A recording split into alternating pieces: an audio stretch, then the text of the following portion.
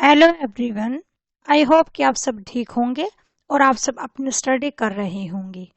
तो देखिए, आज की हमारी जो ये वीडियो है ये BEVAE 181 दिसंबर 2022 में जो ये हमारा एग्ज़ाम हुआ था। तो इस वाली वीडियो में आज हम इसी का सॉल्यूशन करेंगे। देखिए, इससे पहले मैं आपको 3 पेपर जो हुए थे प्रीवियस में आपको सोल्व करा चुकी हूँ और आई होप कि आपको वहाँ से हेल्प जरूर मिल रही होगी। तो इस वाली वीडियो में भी हम ऐसे सॉल्यूशन करेंगे with the help of PDF. जैसे कि आपने लास्ट वीडियो में भी देखा होगा कि मैंने पीडीएफ को ऐड किया है ताकि आपके लिए इजी हो जाए, और साथ साथ में मैं आपको पेज नंबर भी बताती हूँ कि इस पेज नंबर पे और इस चैप्टर से ये वाला क्वेश्चन लिया गया है। तो इससे आपको श्योरिटी हो जाएगी कि हाँ, जो मैं आपको आंसर बता रही हूँ वो ठीक है और आपके माइंड में भी कोई डाउट नहीं रहेगा।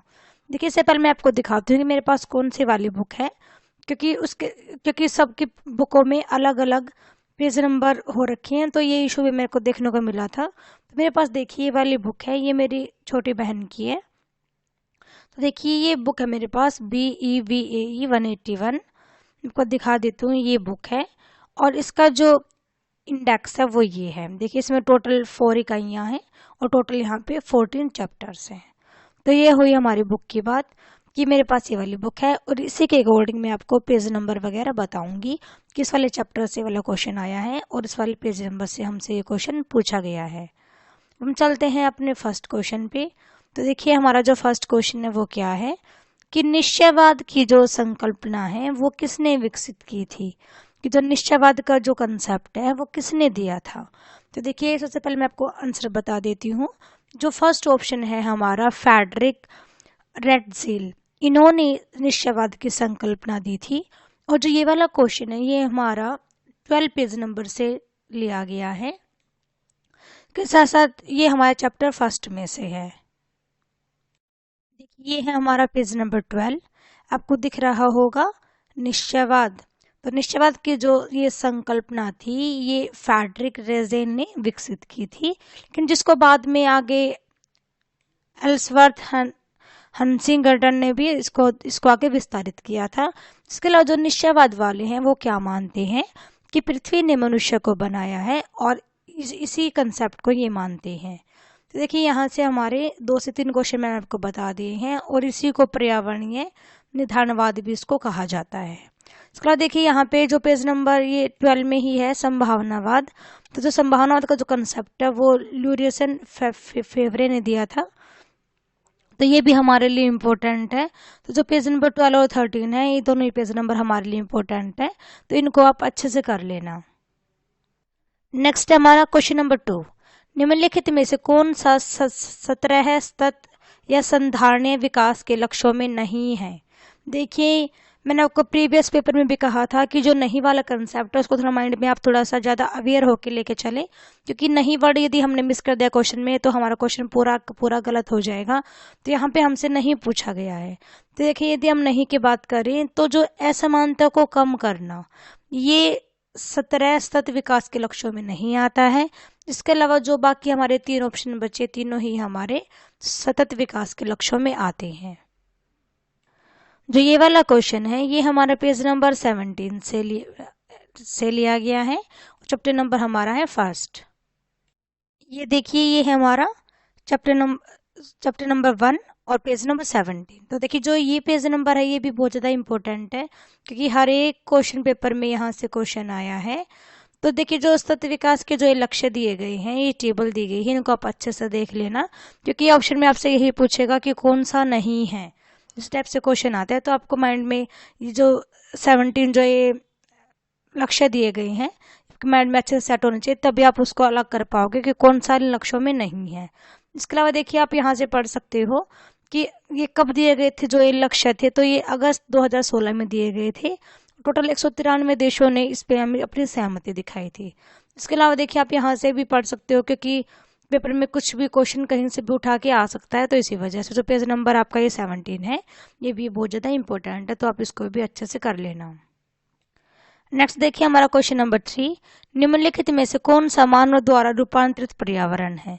तो देखिए, जो मानव ने चेंज किया है एनवायरनमेंट को, तो ऐसा कौन सा एनवायरनमेंट है तो देखिए यहाँ पे अभ्यारण्य जो होता है वह वो ही मानव द्वारा रूपांतरित पर्यावरण है।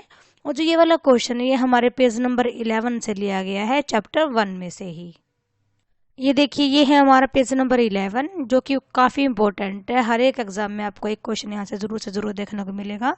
तो देखिए जो ये 1.2 विभिन्न प्रकार के पर्यावरणों के उदाहरण, तो इसी में हमारे आंसर मतलब यहाँ पे छुपा हुआ क्वेश्चन का देखिए क्वेश्चन हमसे पूछा गया था मानव द्वारा रूपांतरित पर्यावरण। तो देखिए मानव संशोधित या फिर मानव द्वारा रूपांतरित एक ही बात है। तो देखिए ये रहा यहाँ पे अभ्यारण्य।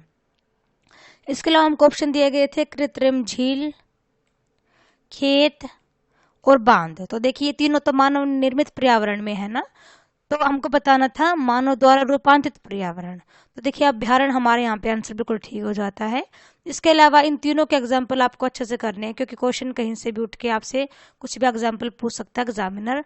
तो इन तीनों को आप अच्छे से कर लेना ताकि आपका माइंड बिल्कुल सेट हो जाए इस वाले क्वेश्चन को लेके। ये था हमारा जो पेज नंबर 11 जो कि काफी इंपॉर्टेंट है एग्जाम के लिए। नेक्स्ट हमारा क्वेश्चन नंबर 4, निम्नलिखित में से कौन सा आहार श्रृंखला के एक स्तर या स्थान को बताता है। तो देखिए जो पोषी स्तर जो होता है वही आहार श्रृंखला के एक लेवल को बताता है, उसके एक प्लेस को बताता है, जो पोषी जो लेवल होता है वो। तो यहाँ पे हमारा फोर्थ क्वेश्चन का ऑप्शन 3 हमारा बिल्कुल ठीक हो जाएगा। और ये क्वेश्चन हमसे पूछा गया है पेज नंबर 31 से, और ये हमारा चैप्टर नंबर 2 से हमसे पूछा गया है। ये देखिए आहार श्रृंखला की प्रत्येक कड़ी यानी चरण को भी पोषी स्तर कहा जा सकता है। देखिए यहाँ से जो एक्स्ट्रा में डाल रखा है वहीं से क्वेश्चन पूछ लिया गया है कि जो पोषी स्तर होता है वो क्या बताता है। तो वो एक स्थान या एक स्तर को बताता है। इसके अलावा भी आप यहाँ से पढ़ लेना, यहाँ से भी आ सकता है कि जो जो प्राथमिक उपभोक्ता होते हैं तो वो शाक भक्षी होते हैं। इसके अलावा भी आप यहाँ से इसको पढ़ सकते हो कि कैसे मतलब फूड चेन होती है और फूड चेन कितने प्रकार होते हैं। ये भी आप थोड़ा माइंड में सेट करके रखना क्योंकि इससे भी क्वेश्चन आएगा। जो पेज नंबर 31 और जो 32 है दोनों ही पेज नंबर बहुत ज़्यादा इंपॉर्टेंट है, तो इनको भी आप अच्छे से कवर अप कर लेना। नेक्स्ट क्वेश्चन देखिए हमारा, जीवमंडल या बायोस्फीयर में जल घटक कहलाता है। तो देखिए जल की यदि हम बात कर रहे हैं तो ऑब्वियस सी बात है कि वो जलमंडल होगा। तो फिफ्थ का हमारा ऑप्शन नंबर 4 बिल्कुल ठीक है। और जो ये वाला क्वेश्चन है ये हमारा चैप्टर 4 से पूछा गया है, जलमंडल। तो ये जो क्वेश्चन है तो इसलिए मैंने PDF ऐड ऑन नहीं की है। वैसे ये चैप्टर 4 में से हमसे पूछा गया है कि जो जीवमंडल होता है तो उसमें जलमंडल जो जल घटक होता है उसको ही जलमंडल कहा जाता है। नेक्स्ट है क्वेश्चन नंबर 6, सल्फर चक्र उदाहरण है कि जो सल्फर चक्र होता है वो किसका उदाहरण होता है। तो देखिए जो सल्फर चक्र होता है वो गैसीय और अवसादी चक्र दोनों का ही उदाहरण है। जो वाला क्वेश्चन है ये हमारे पेज नंबर 39 पे हमको इसका आंसर मिल जाएगा और ये हमारा चैप्टर नंबर 2 से ही है। ये देखिए ये है हमारा पेज नंबर 39। तो जो ये वाला पेज नंबर है ये भी बहुत ज़्यादा इंपॉर्टेंट है क्योंकि मैंने आपको 4 क्वेश्चन पेपर सोल्व कराए हैं। चारों में हर एक में क्वेश्चन इस वाले टॉपिक से उठ के आया है। तो जो सल्फर चक्र जो टॉपिक है ये भी बहुत ज़्यादा इंपॉर्टेंट है, इसको भी आप अच्छे से कर लेना। देखिए मैं बताया गया फर्स्ट लाइन देखिए कि जो सल्फर चक्र है वो अल्प गैसीय प्रावस्था के अतिरिक्त अधिकतर अवसादी होता है। देखिए दोनों होता है लेकिन कम मात्रा में वो गैसीय होता है और अधिकतर मात्रा में वो अवसादी होता है, लेकिन होता वो दोनों ही टाइप का है। देखिए यहाँ पे देखिए अवसादी और गैसीय दो भंडारीय स्थलों को दर्शाता हुआ सल्फर चक्र। तो दोनों ही चक्रों को जो ये सल्फर चक्र होता है इन दोनों का ही ये उदाहरण है। तो ये था हमारा क्वेश्चन नंबर 6। नेक्स्ट देखिए हमारा क्वेश्चन नंबर 7, द्वितीयक उपभोक्ता है। जो द्वितीयक उपभोक्ता है तो वो कौन होता है, तो वो होता है मांसभक्षी। जो मांसभक्षी जो होते हैं उनको द्वितीय उपभोक्ता कहा जाता है। ये वाला क्वेश्चन है ये हमारा पेज नंबर 30 से पूछा गया है हमसे और ये चैप्टर नंबर वही हमारा 2 से। ये देखिए ये है हमारा पेज नंबर 30 जो कि काफ़ी इम्पोर्टेंट है क्योंकि इस वाले मैं आपको बताती हूँ जो ये 5 टर्म है यहीं से क्वेश्चन पूछा गया है हर एक क्वेश्चन पेपर में। आपसे पूछा फिलहाल हमसे इस क्वेश्चन में पूछा गया है कि जो द्वितीय उपभोक्ता होते हैं तो वो क्या होते हैं, तो वो होते हैं मांसभक्षी। इसलिए आपसे पूछ सकता है कि जो हरे पादप होते हैं वो क्या होते हैं, तो हम कहेंगे कि वो उत्पादक होते हैं। इसके अलावा पूछ सकता है कि पोषी स्तर 2 पे क्या आता है, प्राथमिक उपभोक्ता आता है या फिर द्वितीय उपभोक्ता आता है। मतलब कहने का क्या कि जो ये 5 टर्म्स हैं इनको आपको बहुत अच्छे से लर्न कर लेना है, माइंड में सेट कर लेना है, क्योंकि यहीं से क्वेश्चन आता है, क्वेश्चन हमारे पेपर में इस वाले टॉपिक से। नेक्स्ट हमारा क्वेश्चन है क्वेश्चन नंबर 8। शंकुधारी वृक्ष वन में मृदा होती है कि जो शंकुधारी वृक्ष होते हैं, ऐसे वन होते हैं कि जिनमें बहुत सारे शंकुधारी वृक्ष पाए जाते हैं, तो उन वनों की मृदा कैसी होती है? तो देखिए उन वनों की मृदा जो होती है वो अम्लीय और खनिजहीन होती है। तो जो क्वेश्चन 8 है उसका हमारा ऑप्शन नंबर 1 बिल्कुल करेक्ट है। और जो ये वाला क्वेश्चन है ये हमको मिलेगा पेज नंबर 51 और 52 पे, और ये हमारा चैप्टर 3 से पूछा गया है हमसे। चैप्टर 3 के क्वेश्चन यहाँ से स्टार्ट हो जाते हैं। इससे पहले देखिए चैप्टर 1 और 2 के क्वेश्चन आए थे, अब ये चैप्टर 3 के क्वेश्चन है। इससे पहले एक क्वेश्चन हमने चैप्टर 4 का भी किया था। ये देखिए ये हमारा पेज नंबर 51 जो कि काफ़ी इम्पोर्टेंट है। तो देखिए यहाँ से आपको यहाँ से लर्न करना स्टार्ट करना है कि वन की शब्द की उत्पत्ति कहाँ से होती है। तो ये लैटिन शब्द फोरियस से इसकी उत्पत्ति, जिसका मतलब होता है बाहर। इसके अलावा आप जो ये टर्म्स दी गई इनको भी आप अच्छे से कर लेना, क्योंकि यहाँ से भी क्वेश्चन काफ़ी बार पूछा गया है। इसके अलावा देखिए यहाँ से स्टार्ट हो जाते हैं हमारे वनों के प्रकार। देखिए जो वनों के प्रकार हैं हमारा जो फर्स्ट क्वेश्चन है वो इसी से पूछा गया है। ये पूछा गया है कि जो शंकुधारी जो वृक्ष होते हैं इन वनों में पाए जाते हैं, तो वहाँ की मृदा कैसी होती है? तो देखिए वहाँ की मृदा होती है उसमें अम्ल व खनिजों की जो मात्रा होती है वो बहुत ही कम होती है। तो जो ये वाले पेज नंबर है 51, 52 और मे बी 53 भी, तो ये तीनों ही पेज नंबर बहुत ही ज़्यादा इंपॉर्टेंट है। तो इन तीनों को आप अच्छे से कर लेना, क्योंकि यहाँ से बहुत सारे क्वेश्चन पूछे गए हैं। जो नेक्स्ट क्वेश्चन है हमारा वो भी इन्हीं पेज नंबर 53 पेज नंबर पे से ही है।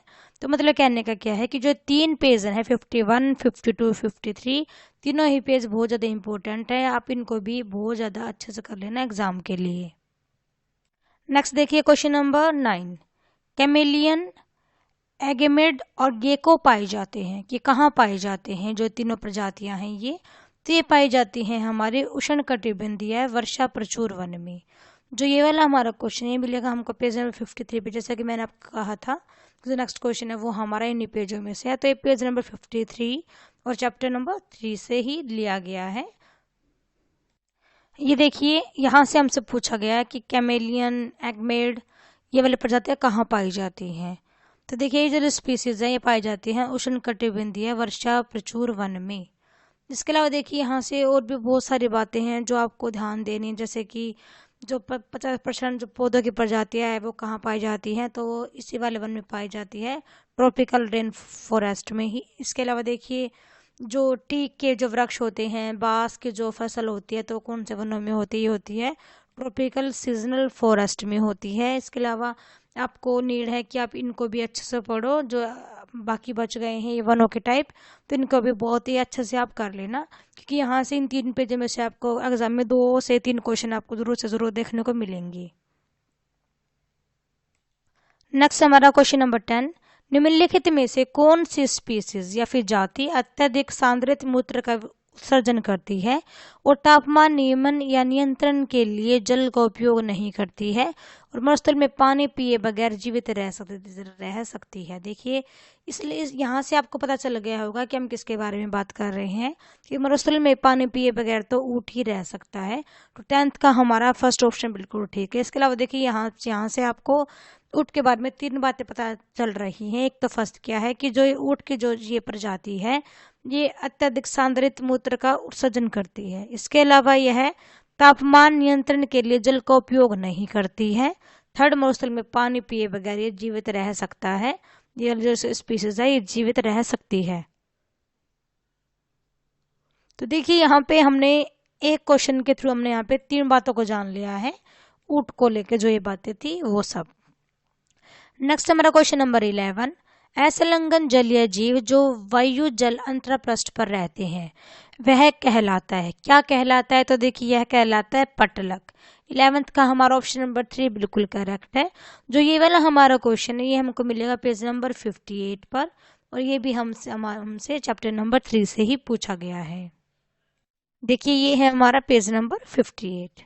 देखिए जो ये जलीय जीव हैं, तो जलीय जीवों के 5 समूह दिखाए गए हैं। तो जो फर्स्ट है पटलक, देखिए यहीं पे आपको दिख रहा होगा, हमारा क्वेश्चन यहीं से पूछा गया था कि असंलग्न जीव है जो वायु जल पृष्ठ पर रहते हैं। तो देखिए जो जो पटलक होते हैं वही ऐसे रहते हैं। इसके अलावा देखिए आपको ये सारे याद करने पड़ेंगे, ये क्वेश्चन कहीं से भी पूछा जा सकता है। जैसे कि प्रतिपादक क्या होते हैं, ये कहाँ रहते हैं, पलवक क्या होते हैं, तरणक क्या होते हैं और नितलक क्या होते हैं। इसके अलावा देखिए यहाँ पे इम्पोर्टेंट क्या है, इम्पोर्टेंट यहाँ पे ये टॉपिक भी है कि 3/4 भाग जो होता है वो खारे पानी के रूप में ढक रखा है इसने हमारी धरती को। इसके अलावा देखिए नमक का जो अंश होता है लवण जल में तो वो 0.5% होता है। और इसके अलावा देखिए आप यहाँ से पढ़ सकते हो या ये वाले भी कि जो जलीय जो इकोसिस्टम है, जो एक्वाटिक जो इकोसिस्टम है उसको 3 भागों में बांटा गया है, लवण जल पारितंत्र में, समुद्री पारितंत्र में और खारा जल पारितंत्र में। तो देखिए ये इसके एग्जाम्पल हैं। आपसे पूछ सकता है कि जो नदियां होती हैं तो कौन से पारितंत्र में आएंगी, जो वन होते हैं वो कौन से पारितंत्र में आएंगे। तो मतलब इस सबसे से आपसे क्वेश्चन पूछा जा सकता है, तो यहाँ पे भी आपको ध्यान देना है। इसके अलावा देखिए जो ये पेज नंबर हमारा है 58 और ये 59, दोनों ही पेज नंबर बहुत ज़्यादा इंपॉर्टेंट है, यहाँ से भी क्वेश्चन एग्जाम में आपको देखने को मिलेगा, तो इनको भी आप बहुत ज़्यादा अच्छे से कर लेना। नेक्स्ट हमारा क्वेश्चन नंबर 12, जलीय संसाधनों के वैश्विक वितरण पर विचार करें तो मीठे या अलवण जल का जो परसेंटेज है वो कितना है। तो देखिए जो ये परसेंटेज है ये है हमारा 3% से भी कम। जो ये वाला क्वेश्चन है ये मिलेगा आपको पेज नंबर 75 पे और ये हमारा चैप्टर नंबर 4 से पूछा गया है। ये देखिए ये है हमारा पेज नंबर 75, आपको दिख रहा होगा कि जल की कुल मात्रा का 3% से भी कम जल जो है वो मीठा है। तो यही हमसे क्वेश्चन में पूछा गया है। इसके अलावा देखिए आपको जो ये टेबल है ये बहुत ज़्यादा इंपॉर्टेंट है, ये भी आपको लर्न करनी है क्योंकि यहाँ से भी क्वेश्चन पूछा जाता है। इसके अलावा देखिए एक क्वेश्चन ये भी पूछा गया था कि मीठे जल का सिर्फ 1/5वां भाग तरल रूप में उपलब्ध है। तो ये क्वेश्चन भी पूछा गया था, तो इस पेज नंबर को भी आप अच्छे से कर लेना, एग्जाम के लिए बहुत ही इंपॉर्टेंट है वाला पेज नंबर 75। तो यहाँ से भी आपको इसको अच्छे से कवर अप करना होगा। नेक्स्ट हमारा क्वेश्चन नंबर 13, निम्नलिखित में से कौन सा अनवीनीकरणीय संसाधन है। कि अनवीनीकरणीय संसाधन वे होते हैं जिनको हम दोबारा से प्राप्त नहीं कर सकते।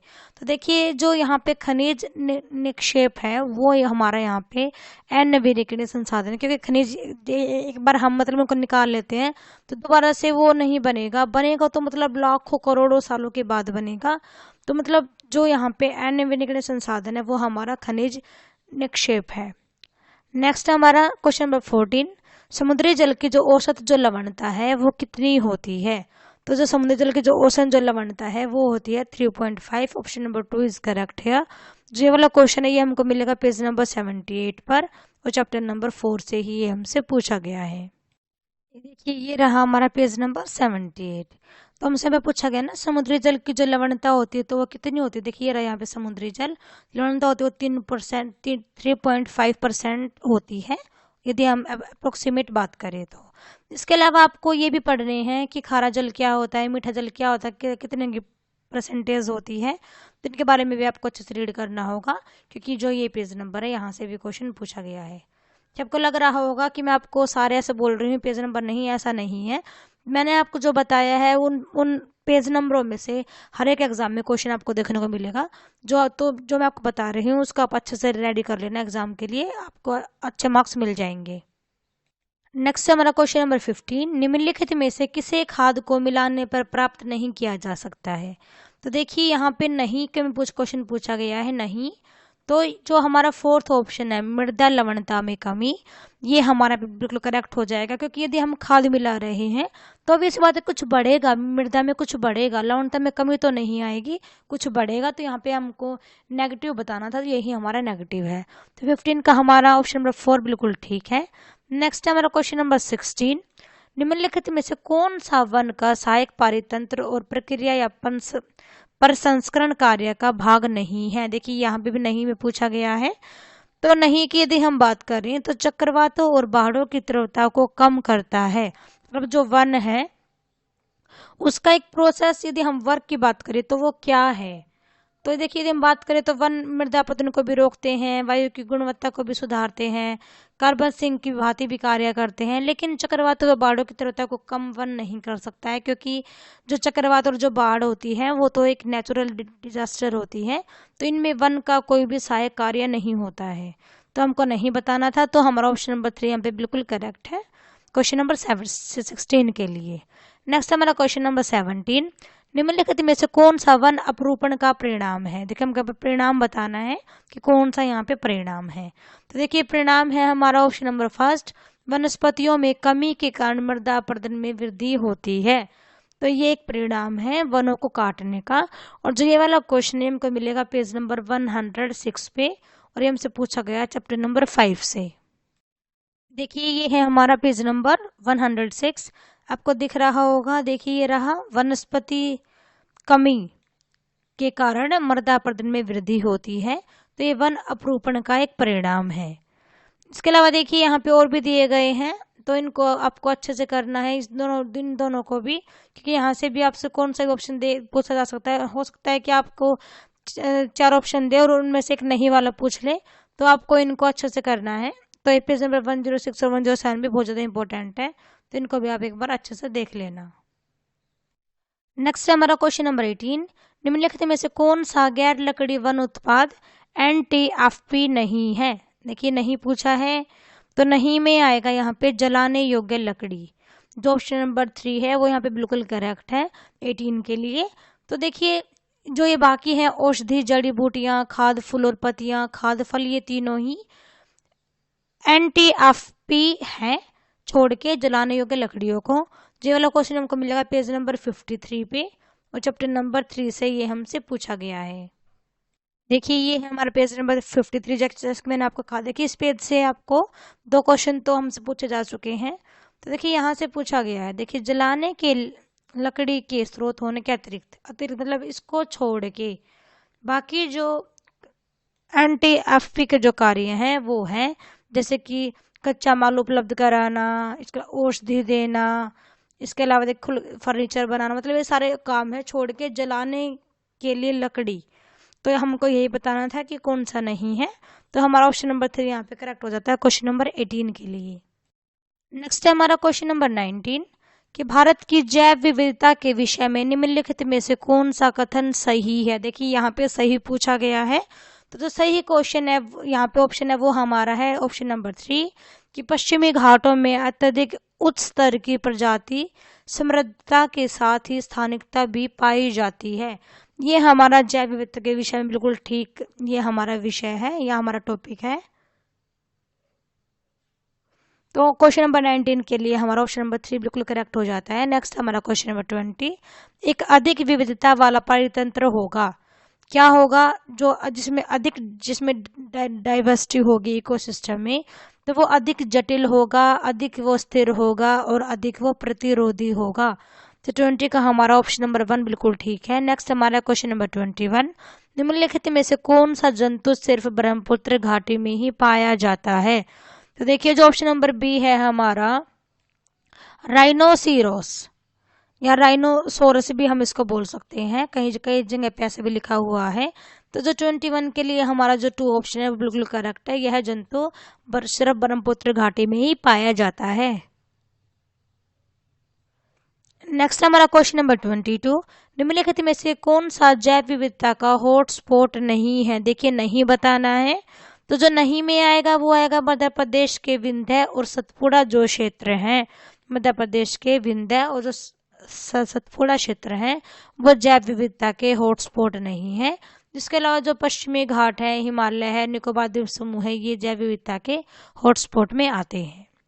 नेक्स्ट क्वेश्चन नंबर 23, प्राकृतिक गैस द्वारा भारत की कितनी ऊर्जा आवश्यकता की पूर्ति होती है। कि जो नेचुरल जो गैस है वो कितनी % जो हमारी पावर की जो हमको नीड है उसको वो फुलफिल करती है। तो ये करती है लगभग 7%। तो जिसका जो क्वेश्चन है, ये जो क्वेश्चन है हमको मिलेगा पेज नंबर 146 पे, और ये पूछा गया हमसे चैप्टर नंबर 7 में से। ये देखिए, ये रहा प्राकृतिक गैस टॉपिक, ये हमारा पेज नंबर 147 है, चैप्टर नंबर 7 है ये। इसके बाद देखिए, ये रहा यहाँ पे कि भारत की ऊर्जा मांग का लगभग 7% जो है वो हमारा प्राकृतिक गैस से पूर्ति होती है। इसके अलावा देखिए आप यहाँ से भी पढ़ सकते हो कि जो तेल है वो भारत की ऊर्जा का 30% भाग होता है, मतलब काम करता है, पूर्ति करता है। इसके अलावा जो बॉम्बे हाई फील्ड है वो भारत का सबसे बड़ा उत्पादक क्षेत्र है इंडिया में तेल के लिए। तो यहाँ से भी आपको क्वेश्चन देखने को मिल रहा होगा। इसके अलावा आप ये आंकड़े वगैरह ये भी आप देख के जाना एग्जाम में, क्योंकि यहाँ से भी क्वेश्चन आ सकता है। नेक्स्ट हमारा क्वेश्चन नंबर 24, जो सलज गैस होती है उसमें मुख्यतः क्या होता है? तो जो सलज गैस होती है उसमें मुख्यतः मीथेन पाई जाती है। तो 24 के लिए जो हमारा ऑप्शन है 3 वो बिल्कुल ठीक है, मीथेन।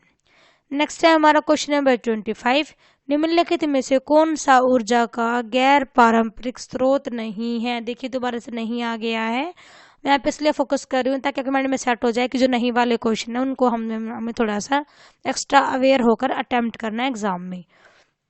तो देखिए नहीं बताना है, तो जो नहीं है वो है हमारा ऑप्शन नंबर 1 करेक्ट। जीवाश्म जो ईंधन होता है वो गैर पारंपरिक स्रोत नहीं है ऊर्जा का। इसके अलावा जो सौर ऊर्जा है, जीव मात्रा या बायोमास ऊर्जा, पवन ऊर्जा, तीनों ही ऊर्जा के गैर पारंपरिक स्रोत हैं। और ये वाला क्वेश्चन हमको मिलेगा पेज नंबर 137 पर, और चैप्टर नंबर ये हमारा 7 है।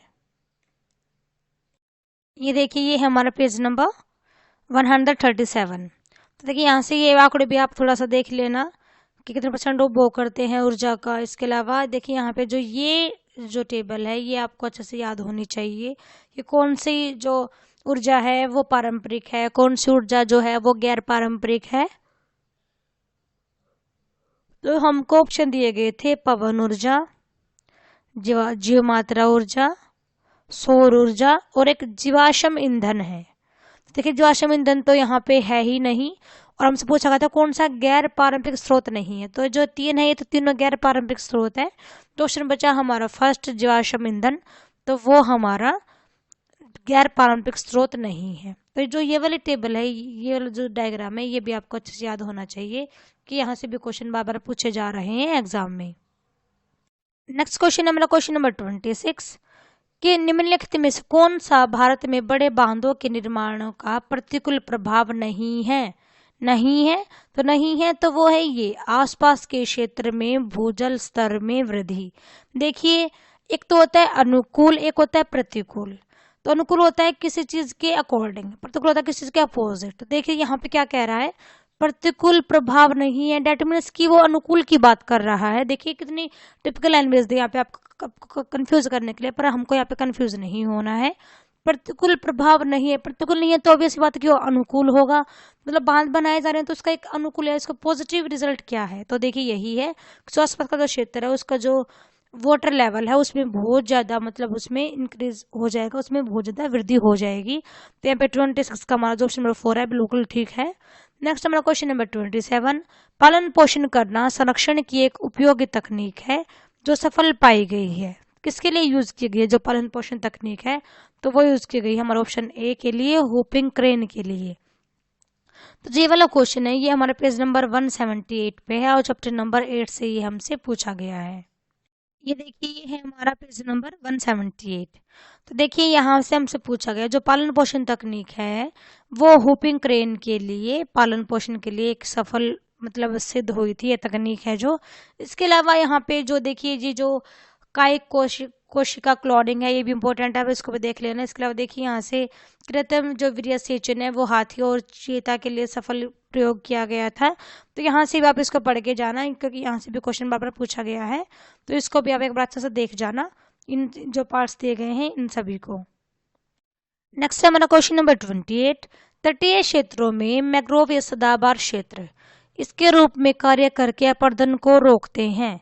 तो देखिए जो ये तटीय क्षेत्र में जो सदाबहार जो क्षेत्र हैं वो कार्य करते हैं कि वो अपरदन को, जो मृदा अपरदन होता है उसको ये रोकते हैं। तो उसके लिए क्या करते हैं, ये प्राकृतिक बांध बनाए जाते हैं, तो इसकी वजह से जो मृदा अपरदन है वो रुक जाता है। तो देखिए जो क्वेश्चन नंबर 28 का जो ऑप्शन आंसर है वो ऑप्शन नंबर 3 बिल्कुल करेक्ट है। जो क्वेश्चन ये मिलेगा हमको पेज नंबर 96 पे, चैप्टर नंबर 4 से ही ये हमारा लिया गया है। देखिए ये रहा यहाँ पे कि जो बांधों की एक श्रृंखला बना दी जाती है जो मृदा अपरदन को रोकने के लिए बहुत ही प्रभावी सिद्ध हुई है। तो जो बांध है एक प्राकृतिक बांध बन जाते हैं, तो जिनकी वजह से जो मृदा अपरदन है वो रुक जाता है। इसके अलावा देखिए यहाँ पे जो दर्रा क्या होता है, कैसे बनता है, इसके बारे में आप पढ़ के जाना, क्योंकि यहाँ से भी पूछा गया है। तो देखना यहाँ पे मृदा अपरदन को रोकने के कुछ तरीके बताए गए हैं, तो इनको भी आप एक बार देख जाना, क्योंकि मृदा अपरदन से भी क्वेश्चन एग्जाम में पूछा गया है इसी वजह से। तो यहाँ पे आपसे यहाँ पे पूछा जा सकता है कि महाराष्ट्र, केरल, उड़ीसा में से ऐसे मतलब इस टाइप से ऐसे पूछ लेगा आपको, कोई भी चार ऑप्शन देके कोई कोई इनमें से एक नहीं होगा, कुछ और स्टेट का नाम होगा, पूछेगा कि कौन से नहीं है। तो ये भी आपको याद रखना कि इनसे रिलेटेड एक यहाँ पे मतलब एक बहुत बड़ी बांधों की श्रृंखला बनाई गई थी, ताकि एक चौड़ी दीवार बनाई गई थी पत्थरों की, ताकि समुद्री लहरों और धाराओं से अपरदन को रोका जा सके। नेक्स्ट है हमारा क्वेश्चन नंबर 29।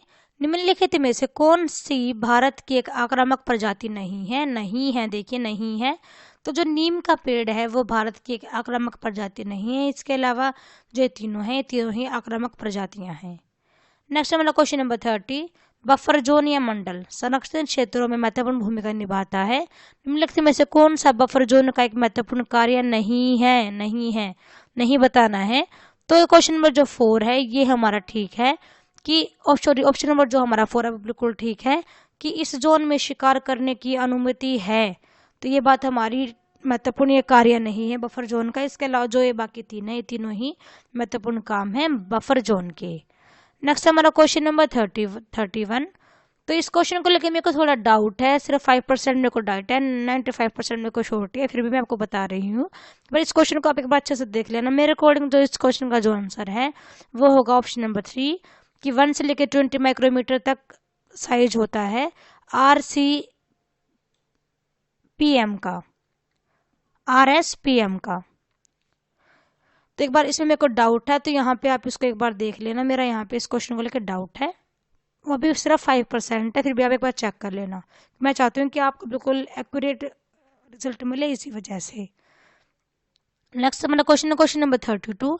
डैश आहार श्रृंखला में एक कड़ी से दूसरी में प्रदूषकों की सांद्रता में होने वाली वृद्धि की परिघटना है। देखिए एक डेफिनेशन है, जो डेफिनेशन है ये है जैव आवर्धन की ये डेफिनेशन है। तो आपको बिल्कुल सीधी सीधी आपको याद करनी होगी। नेक्स्ट हमारा क्वेश्चन नंबर 33। निम्नलिखित में से कौन सा प्राथमिक प्रदूषक है? देखिए यदि हम बात करें प्राथमिक प्रदूषक की, तो यहाँ पे जो कार्बन डाइऑक्साइड जो होता है वो प्राथमिक प्रदूषक होता है। तो यहाँ पे हमारा 33 के लिए ऑप्शन नंबर 3 बिल्कुल करेक्ट है। जो क्वेश्चन मिलेगा हमको पेज नंबर 192 पे, और ये चैप्टर नंबर 9 से हमसे पूछा गया है। देखिए ये रहा, ये है हमारा पेज नंबर 192। यहाँ पे आपको दिख रहा होगा कि देखिए ये रहा, जो कार्बन डाइऑक्साइड है वो प्राथमिक प्रदूषक है। इसके अलावा सल्फर डाइऑक्साइड भी होता है, जो नाइट्रोजन के ऑक्साइड होते हैं वो भी होता है, कार्बन मोनोऑक्साइड भी है, और बहुत सारे हाइड्रोकार्बन और कणिकाएं भी प्राथमिक प्रदूषक होते हैं। इसके अलावा देखिए यदि हम बात करें प्राकृतिक प्रदूषक की, तो देखिए कौन सा होते हैं ये, सल्फर डाइऑक्साइड, हाइड्रोजन सल्फाइड, इसके अलावा ज्वालामुखी विस्फोट या जैविक पदार्थों के सड़ने गलने से निकलने वाली जो गैसें हैं, जैसे कि सल्फर डाइऑक्साइड, हाइड्रोजन सल्फाइड आदि, ये सभी प्राकृतिक प्रदूषक होती हैं। तो जो ये पेज नंबर है भी इंपॉर्टेंट है, क्योंकि यहाँ से भी 2 से 3 बार क्वेश्चन पूछा गया, तो इसको भी आप एक बार अच्छे से कर लेना। नेक्स्ट हमारा क्वेश्चन नंबर 34। BOD का उच्च स्तर क्या बताता है? कि जब BOD का जो लेवल है वो यदि हाई होगा, अपर लेवल होगा, तो इसका मतलब क्या है, वो क्या दिखाता है, क्या वो इंगित करता है? तो इंगित करता है जल में घुली हुई ऑक्सीजन के घटते स्तर को।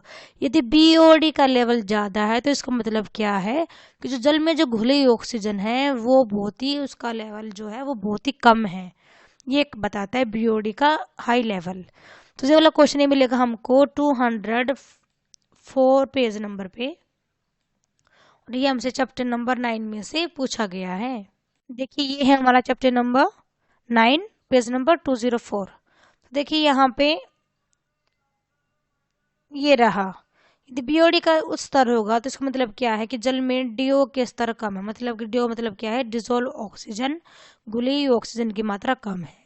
इसके बाद देखिए यहाँ पे ये टॉपिक है MPN, सर्वाधिक संभाव्य संख्या। तो इसको भी आपके पास देख लेना, क्योंकि यहाँ से भी क्वेश्चन पूछा गया है कि ये क्या होती है, किसके लिए यूज की जाती है, इससे किसकी पहचान की जाती है। तो इसको भी आपके पास देख लेना, क्योंकि ये टॉपिक भी इम्पोर्टेंट है। ये है हमारा पेज नंबर 204, इसको भी आपके पास अच्छे से देख लेना आप।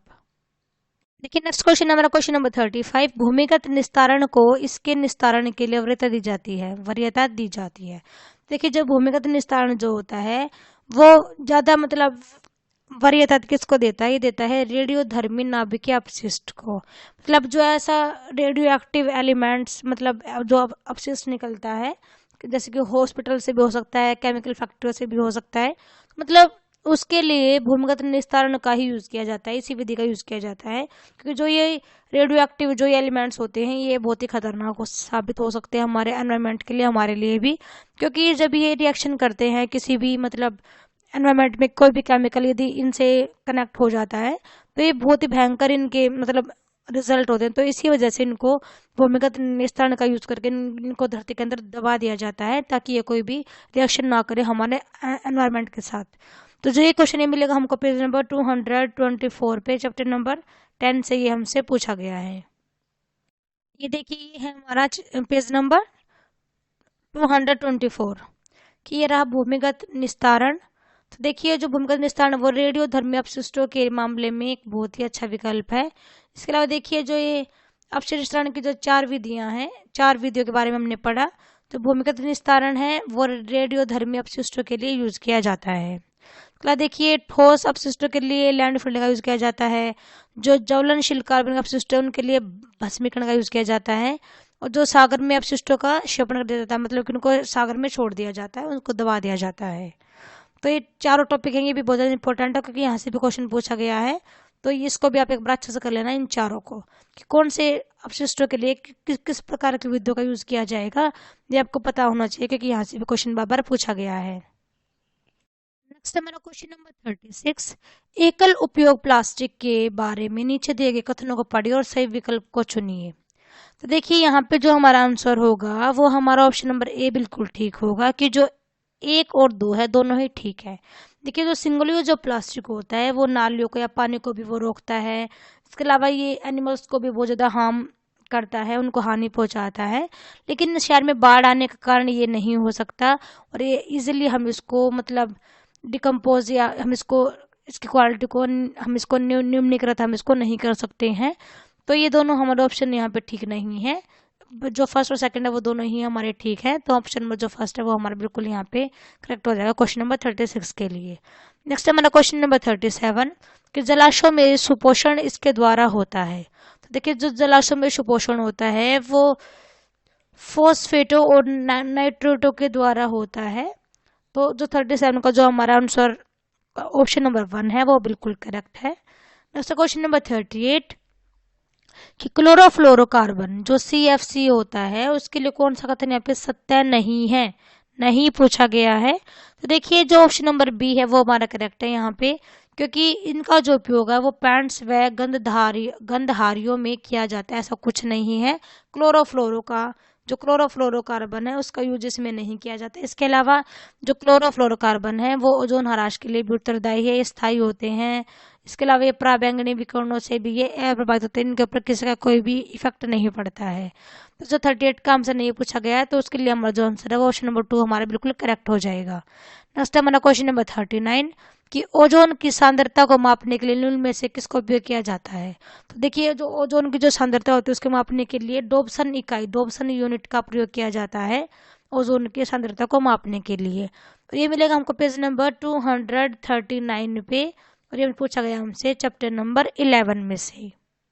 ये देखिए ये है हमारा पेज नंबर 239। ये देखिए आपको दिख रहा होगा ओजोन की सांद्रता को नापने के लिए डोप्सन इकाई का यूज किया जाता है। इसके अलावा आप यहाँ से पढ़ के जाना कि मतलब किसने इसके बारे में बताया था, डोप्सन इकाई के बारे में। इसके अलावा देखिए ओजोन हरास के बारे में किसने बताया था कि क्लोरोफ्लोरोकार्बन जो होता है वो इसके लिए उत्तरदायी है, मतलब ओजोन के ह्रास के लिए। तो ये सब भी आप पढ़ के जाना क्योंकि यहाँ से भी क्वेश्चन आ सकता है ओजोन लेयर को लेके। नेक्स्ट है हमारा क्वेश्चन नंबर 40 वायुमंडलीय गैसों द्वारा अवशोषित किए जाने वाले सौर विकिरणों का लगभग कितना % होता है। जो एनवायरमेंटल जो गैसेस होती हैं वो सूर्य से आने वाली किरणों का लगभग कितना परसेंट वो अब्जॉर्ब कर लेती हैं? तो देखिए ये अब्जॉर्ब करती हैं 30%। मतलब जो जो सौर किरणें ऊपर से पूरे 100% आ रही हैं, उनमें से 30% तो हमारे जो एनवायरमेंटल जो हमारी गैसें हैं वही उसको अब्जॉर्ब कर लेती है ऊपर हमारे एटमॉस्फेयर में ही। नेक्स्ट हमारा क्वेश्चन नंबर 41 कि हमारे संविधान में पर्यावरणीय संरक्षण का प्रावधान किया गया था। तो ये कब किया गया था? ये किया गया था 1976 में। तो यहाँ पे हमारा जो ऑप्शन नंबर फर्स्ट है वो बिल्कुल ठीक है। नेक्स्ट हमारा क्वेश्चन नंबर 42 कि वन्य जीव संरक्षण अधिनियम कब लागू किया गया था? देखिए जो वन्य जीव जो संरक्षण अधिनियम है वो हमारा लागू किया गया था 1972 में।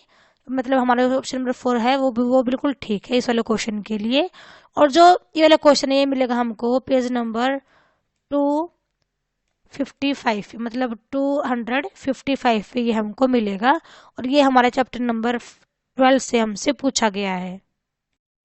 ये देखिए ये है हमारे पेज नंबर 255, चैप्टर नंबर 12 है। देखिए जो वन्य जीव जो अधिनियम है ये 1972 में लागू किया गया था। इसके अलावा इसमें बाद में संशोधन हुआ था 10 साल के बाद, मतलब कि 1982 में। तो ये यहाँ से आपको दिख रहा होगा। इसके अलावा देखिए जो 1980 का वन अधिनियम है ये भी आप पढ़ के जाना। मतलब जो अधिनियम वगैरह इनको तो आप सबको करके जाना, क्योंकि मे बी 2 या 3 क्वेश्चन यहाँ से जरूर आपको देखने को मिलेंगे एग्जाम में।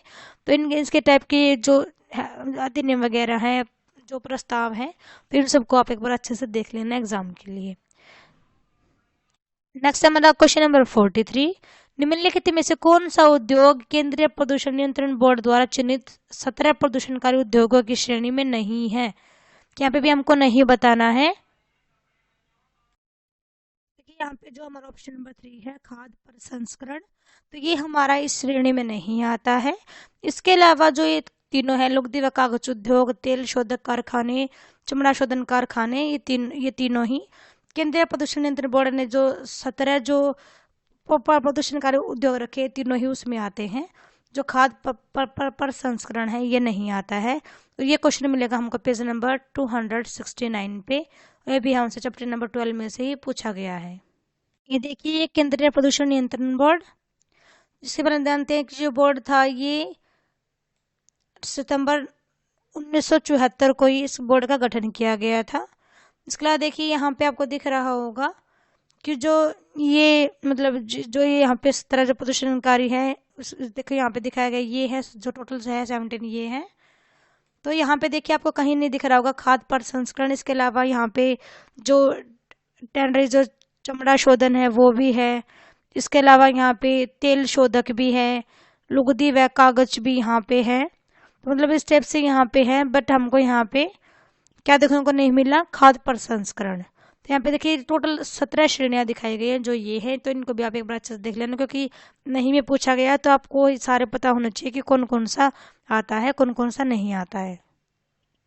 नेक्स्ट हमारा क्वेश्चन नंबर 44 कि 2100 तक विश्व जनसंख्या के हो जाने की संभावना कितनी है? तो देखिए 2100 तक ऐसा माना जाता है कि जो हमारी विश्व की जो पॉपुलेशन है वो 11.2 अरब तक हो जाएगी, ऐसा अनुमान लगाया जा रहा है, ऐसी संभावना है, ऐसी पॉसिबिलिटीज है। तो ये क्वेश्चन नहीं मिलेगा हमको पेज नंबर 275 पे। और ये पूछा गया हमसे चैप्टर नंबर 13 से। देखिए ये रहा यहाँ पे, ये हमारा पेज नंबर 275। देखिए ये रहा 2100 तक जो जनसंख्या वो 11.2 अरब तक हो जाएगी। तो यहाँ से आप इसको पढ़ लेना। इसके अलावा देखिए यहाँ पे और भी आंकड़े दिए गए हैं, तो ये आंकड़े वगैरह को थोड़ा सा माइंड में रख के चलना, आप लेके चलना साथ में, क्योंकि हो सकता है कि आपसे ये वाला आंकड़ा पूछ ले, फिर आपसे ये वाला पूछ ले। तो मतलब थोड़ा सा माइंड में होना चाहिए कि कौन से सन में कितनी पॉपुलेशन है वो पहुंच जाएगी, जो अनुमान लगाया गया है उसके अकॉर्डिंग। नेक्स्ट है हमारा क्वेश्चन नंबर 45। देखिए ये मैचिंग का है। एक तरफ तो यहाँ पे पर्यावरणीय प्रभाव दिए गए हैं, दूसरा यहाँ पे श्रेणी दी गई है। तो देखिए यहाँ पहले मैं आपको यहाँ पे आंसर बता देती हूँ। यहाँ पे जो हमारा आंसर है वो ऑप्शन नंबर 2 बिल्कुल करेक्ट है, जिसमें देखिए ए का जो आंसर है तनाव जो होता है वो मनोवैज्ञानिक होता है, आविश जो होता है वो रासायनिक होता है, ध्वनि या शोर जो होता है वो भौतिक होता है, जो एलर्जन होता है या जो एलर्जी होती है वो जैविक होती है। तो देखिए ए का सेकंड मैंने आपको बताया अभी। बी का फोर्थ रासायनिक, ध्वनि मतलब भौतिक, सी का ए और एरोजन का मतलब जैविक। मतलब यहाँ पे 45 का जो आंसर है वो हमारा 2 बिल्कुल ठीक है, ऑप्शन नंबर 2। जो ये क्वेश्चन है मिलेगा आपको पेज नंबर 279 पे, और ये भी हमसे चैप्टर नंबर 13 से ही पूछा गया है। हाँ, यहाँ पे पर्यावरणीय व्यक्तिगत जो स्वास्थ्य उसको 3 भागों में बांटा गया है, अनुवांशिक प्रभाव, पर्यावरणीय प्रभाव और व्यवहारिक प्रभाव। तो आगे देखिए यहाँ पे इनको भी आगे पार्ट में बांटा गया है, अनुवांशिक को 2 में बांटा गया है, भौतिक और रासायनिक, पर्यावरणीय को जैविक में, और इसके अलावा जो व्यवहारिक प्रभाव है उनको यहाँ पे इनमें सामाजिक में और मनोवैज्ञानिक में। तो देखिए यहाँ पे जो हमारा फर्स्ट ऑप्शन था तनाव, तो देखिए तनाव ये रहा, तनाव जो है वो मनोवैज्ञानिक है। सेकंड हमसे पूछा गया था आविष, मतलब कि विषाक्त या आविष, जो कि एक रासायनिक है। तो हमसे पूछा गया था शोर या फिर ध्वनि, तो शोर है वो देखिए वो भौतिक में आता है। नेक्स्ट था एलर्जन या मतलब एलर्जी वो टाइप, तो ये था जैविक में। तो मतलब आपको पता होना चाहिए कि इस कैटेगरी के अकॉर्डिंग कौन कौन से वर्ड कौन कौन से में आएंगे।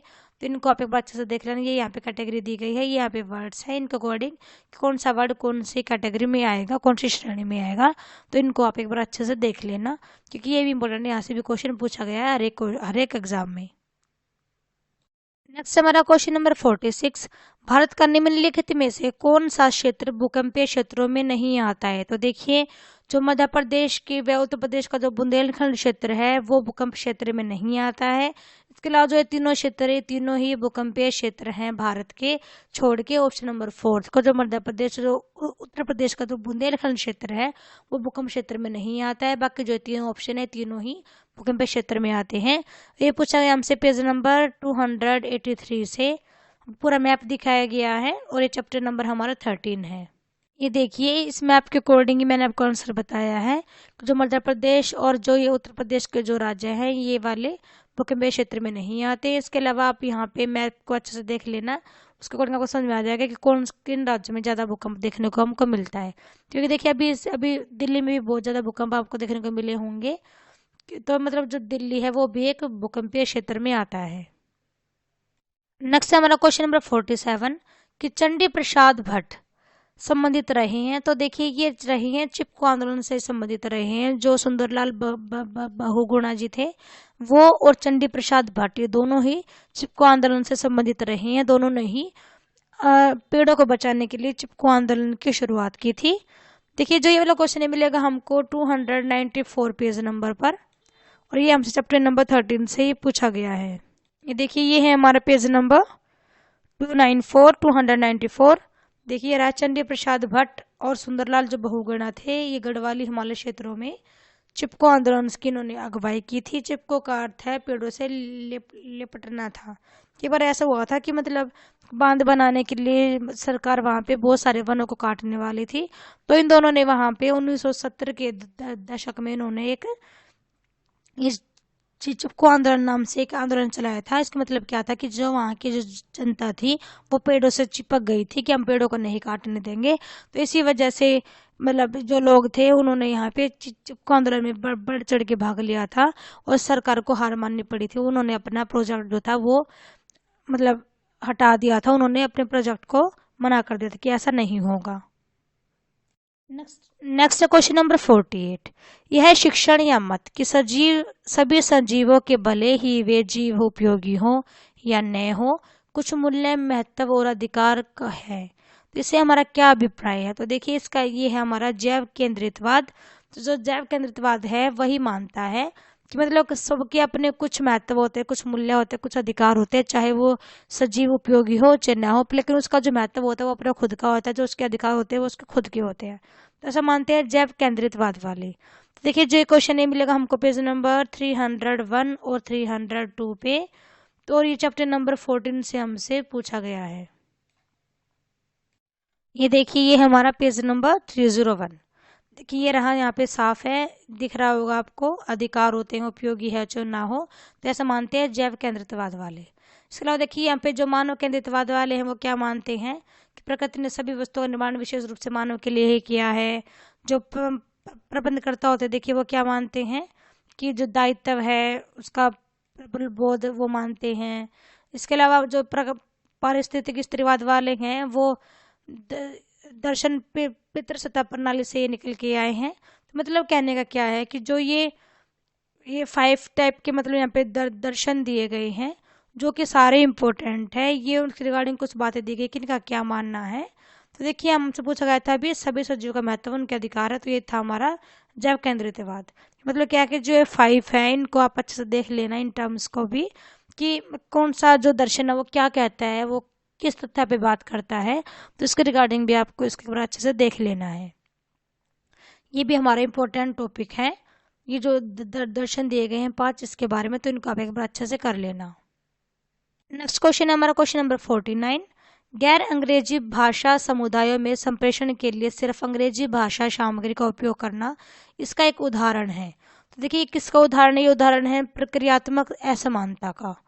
तो एक मिलेगा हमको पेज नंबर 303 पेज नंबर पे, चैप्टर नंबर वही है हमारा 14 है ये।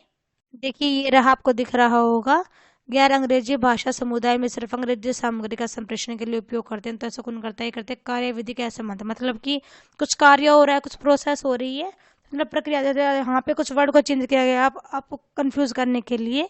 तो मैं आपको बता रही हूँ कि आपको कंफ्यूज नहीं होना है, जो प्रक्रियात्मक असमानता है वो यहाँ पे बिल्कुल ठीक है।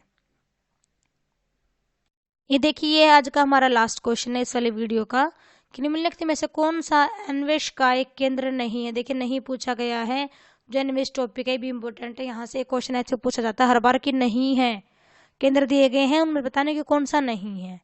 तो देखिए यहाँ पे जो हमारा ऑप्शन नंबर 3 है Tata institute of fundamental research, ये वाला हमारे यहाँ पे ठीक नहीं है, क्योंकि जो ये इंस्टीट्यूशन है ये है मतलब ये एनवीएस का केंद्र है, लेकिन ये मुंबई में नहीं, ये न्यू दिल्ली में है। तो यहाँ पे हमको एड्रेस दे के यहाँ पे इसको गलत लिख दिया गया है, लेकिन जो ये इंस्टीट्यूट है ये तो है जो कि एनवीएस का एक केंद्र है, बट यहाँ पे प्लेस गलत लिखा है, इसकी वजह से हमारे ऑप्शन यहाँ पे गलत हो जाता है। उसके अलावा जो ये तीनों हैं ये हमारे ऑप्शन एनवीएस के केंद्र में आते हैं। और ये टॉपिक हमको मिलेगा पेज नंबर 314 पे, चैप्टर नंबर हमारा 14 ही है ये। देखिए ये रहा एनविश। तो देखिए इसका जो मुख्य केंद्र है वो दिल्ली में है। इसका काम क्या है, देखिए उपभोक्ताओं को पर्यावरण संबंधी विभिन्न पहलुओं पर जानकारी एकत्रित संकलित और प्रदान करने का कार्य इसको सौंपा गया है। इसके अलावा देखिए ये इसके केंद्र है। तो मैं यदि बात करूं कि हमसे जो ऑप्शन पूछा गया था, तो पूछा सबसे पहले दिया गया था हमको राष्ट्रीय व्यवसायगत स्वास्थ्य संस्था जो कि अहमदाबाद में, तो ये बिल्कुल ठीक है, ये है। सेकंड था केंद्रीय जल प्रदूषण रोकथाम व नियंत्रण बोर्ड जो कि न्यू दिल्ली में है, तो ये वाला भी है। थर्ड था टाटा इंस्टीट्यूट, देखिए रहा टाटा ऊर्जा अनुसंधान संस्थान, ये है पर ये न्यू दिल्ली में है। ऑप्शन में हमसे कहा गया है कि मुंबई में है, तो हमारा ऑप्शन 3 यहाँ पे गलत हो जाता है। ऑप्शन 4 था हमारा Madras institution of development study, तो देखिए वो हमसे कहा गया था कि वो चेन्नई में है, तो हाँ वो चेन्नई में है। तो जो ऑप्शन हमारा डी है वो भी ठीक है। इसके अलावा जो हमारा ऑप्शन नंबर 3 है यहाँ पे वो बिल्कुल ही गलत हो जाता है, क्योंकि वो वहाँ पे एड्रेस गलत दिया गया है।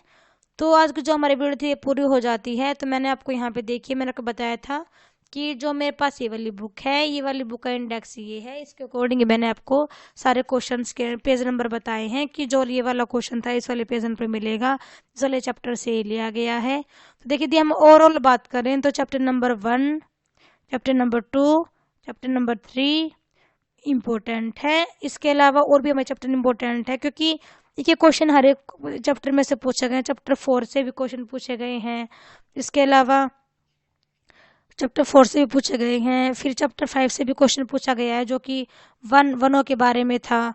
फिर चैप्टर 6 में से भी क्वेश्चन पूछे गए हैं, चैप्टर 7 से भी आए हैं, 8 से भी आए हैं, इसके अलावा 9 से भी पूछे गए, 10 से भी हैं, 11 से भी हैं, लेकिन 12 से क्वेश्चन ज़्यादा थे, 13 से भी क्वेश्चन ज़्यादा थे, और जो 14 चैप्टर है उससे भी हमारे 4 से 5 क्वेश्चन थे। तो मतलब कहने का क्या है कि आपको ऐसा कुछ नहीं कि आप छोड़ दो कि ये चैप्टर इंपॉर्टेंट नहीं है, हमारे सारे ही चैप्टर्स इंपॉर्टेंट है। हर एक चैप्टर में से क्वेश्चन पूछा जा रहा है। हो सकता है किसी चैप्टर में से क्वेश्चन सिर्फ एक ही पूछा गया हो, किसी में से 2 से 3 पूछे गए हों, तो मतलब पूछा तो हर एक चैप्टर में से ही जा रहा है। तो आप किसी भी चैप्टर को ऐसे बोल के नहीं छोड़ सकते कि इम्पोर्टेंट नहीं है, कि क्वेश्चन कहीं से भी पूछ लिया जा रहा है। जो साइड में एक्स्ट्रा में मतलब जो एड ऑन किया जाता है कंटेंट, इम्पोर्टेंट फैक्ट्स के टाइप में जो हम एड ऑन करते हैं, तो वहाँ से भी क्वेश्चन उठा के पूछ लिया गया है। जैसे मतलब स्टेप से जो ये है, इनमें से भी क्वेश्चन पूछ लिया जाता है कि रोगाणु क्या होता है, परपोषी क्या होते हैं। तो मतलब यहाँ से भी क्वेश्चन आ सकता है। तो आप ये मान के चलिए कि आप कुछ भी आपको यहाँ पे मिस नहीं करना है।